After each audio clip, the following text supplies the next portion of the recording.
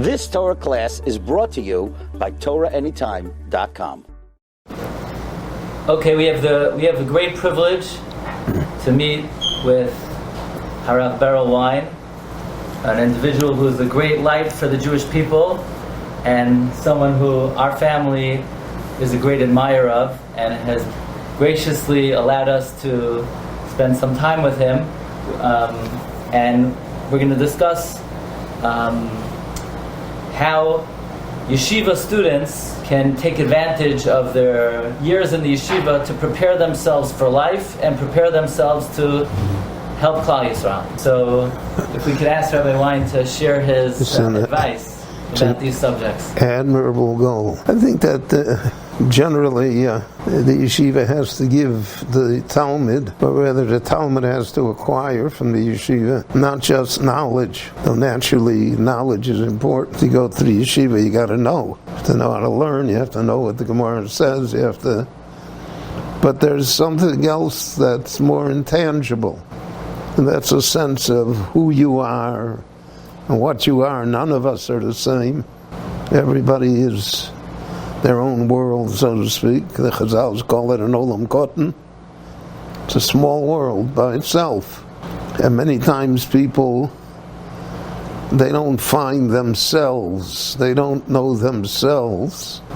And therefore, they're more prone to be influenced by the society and by what goes on around them. And sometimes that's for the better, and sometimes it's not necessarily for the better. But if you have a good sense of self-identity, so then that's very important, because that can carry you through life and through many of the challenges that exist in life.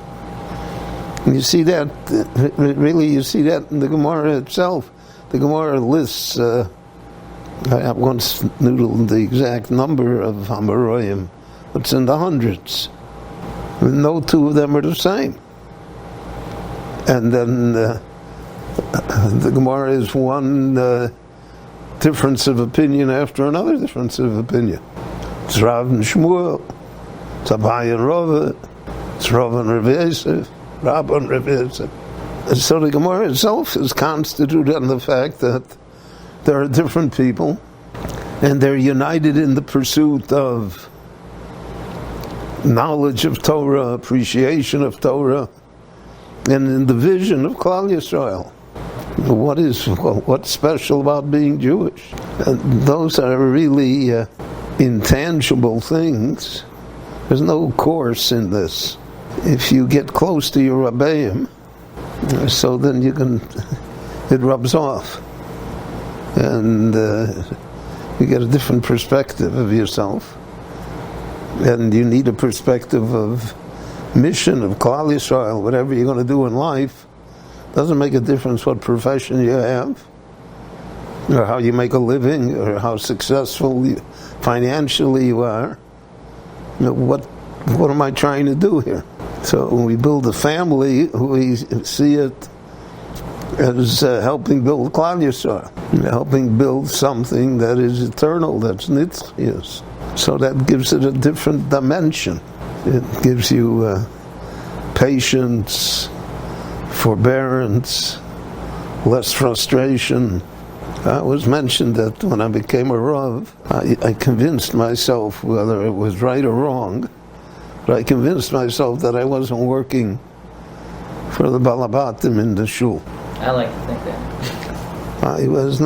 They are not my, okay, so I have to satisfy them. They criticize this, that, but I'm not an eved to them. That's what Chazal meant when they said, Avodayim lo avodim la'avodim. If you think that you're subservient to others, you're not going to be able to fulfill your mission to go to where you want to go.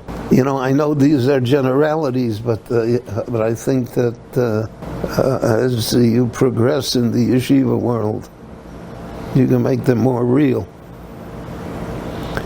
And the other advice that I have is to read. To read. That's the way you broaden yourself. a tremendous amount of knowledge and attitude that can be obtained. For instance, we were talking about Rashi and the Balei Tosfos. There's a sefer by, he was a professor at the university, he was a frum Jew, Ephraim Urbach. I bought that sefer because you quoted it in your Shiurim, right, Rashi, and you bring in your book, so I bought those songs. So it's called Balei Tosfos. You read that sefer, and it's not that difficult, Hebrew. You'll never look at a Tosfos again the same way. You'll understand what, the derech halimud, where they lived, what happened, their relationship to their Zayda, to Rashi, and all sorts of things like that. And there's a whole world that you can access simply by reading. Yeah, I know that reading is not necessarily popular today, but unfortunately it still is the only way to get anywhere. And today, for instance, I don't want to demean your knowledge of Hebrew, though I would imagine that that's not the strongest point. There's a world in English of reliable, good books. There's a book that's through a Samusar by Rabbi Dov Katz. He was a Rav in Eretz Yisrael. Listen, see, you have a sense of what Lithuania was. Lithuania is not just Reb Chaim. There's a world of Chassidus. Who are the Chassidim? Why? What? Today they're Mistamid Rov Midyan and Klal Yisrael. There's a world of the Sfardim. Your years in the yeshiva can be used to broaden yourself, so that you have a hekef of Torah. You see the whole picture, not just one piece of it. The famous mashal Chazal bring it. It's a Greek mashal about three sightless men that had to identify an elephant. So one took hold of the trunk. So he said it's like it's a water pipe. And someone took hold of the leg. He said like it's an oak tree. Someone took hold of the tail. And he said it's a serpent. But the truth of the matter, it's an elephant. You don't see the whole thing, so it's an elephant. You miss the whole point. But that's true by Klal Yisrael too. You have to be able to see it all. And it's not easy, and it's not always comforting. There are a lot of things that you know that you wish you didn't know. Because we're very old people, and a lot of things happen to us. And we're all human. And human beings are prone to error. But once you know it's an elephant, so then that's the proverbial elephant in the room, right? That's the one that you need. So I think that those are things you can do on your own. I don't know, I'm sure that you have the burden of the Shiurim and the Seder and the homework to do and everything else. But if you read 15 minutes a day, 20 minutes a day, and you do it on a regular basis, in a few years you're a great scholar. And the Jewish people will always need great scholars. That will be such a contribution. I've exhausted all my wisdom, but I think that those are important ideas. Do you study Tanakh at all?